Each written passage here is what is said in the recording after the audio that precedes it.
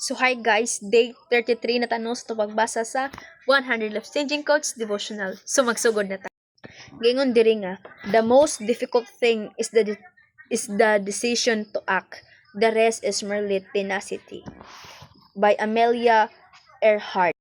So no, ang pinakalisod ko no nga butang is ang pag-decide sa pagbuhat. Kay tinuod jud guys no, nga lisod jud i-decide or lisod jud buhaton ang pag-decide kung usay buhaton, kung usay plano ba.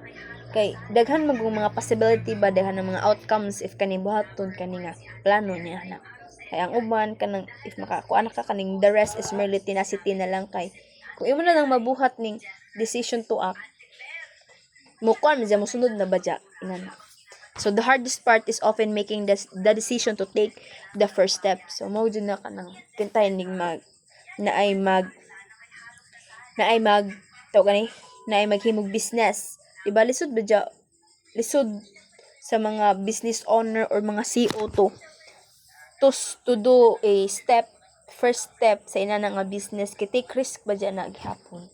Anong nakadaghang naging outcome mo gawas daghang mga possibilities nga mahitabo. Once you act, God gives you the strength and perseverance to continue. So if you have God in your life, if imo sa ning gihatag sa Ginoo nak ni mga plano, mga desisyon nimo kanimong action first sa Ginoo, God will give you strength and perseverance to continue, and He gives you wisdom to do that thing, to do that act. Then He is your shield and helper in all things, and when you trust in Him, you'll find the courage and resilience to push forward no matter the obstacles ahead. So no, yung duming a theme nato kon is encouragement. So that's why mauni ang sulod. No, we need to trust in Him, kay He gives us the courage, the resilience to push forward no matter what obstacles ahead. No, sa unsa pang mga obstacles nga maabot ka nato. Ingon diri sa Psalm 28:7. Ingon diri nga, the Lord is my strength and my shield. My heart trusted in Him, and I am helped. Therefore my heart greatly rejoiceth, and with my song will I praise Him. Sabi siya, si Jehovah mao ang akong kusog ug akong taming, ang ako kasing-kasing kaniya misalig, ug gitabangan ako. Busa nalipay ug dako ang akong kasing-kasing, ug sa akong awit pagadaygon ko siya. So no, the Lord is our strength and our shield.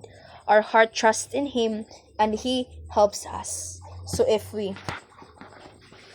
rely on Jesus, if we put our trust in Him and faith in Him to do that thing or kana nga plano nimo kana imong gihatag sa Ginoo, He will give us strength and He will be our shield, no?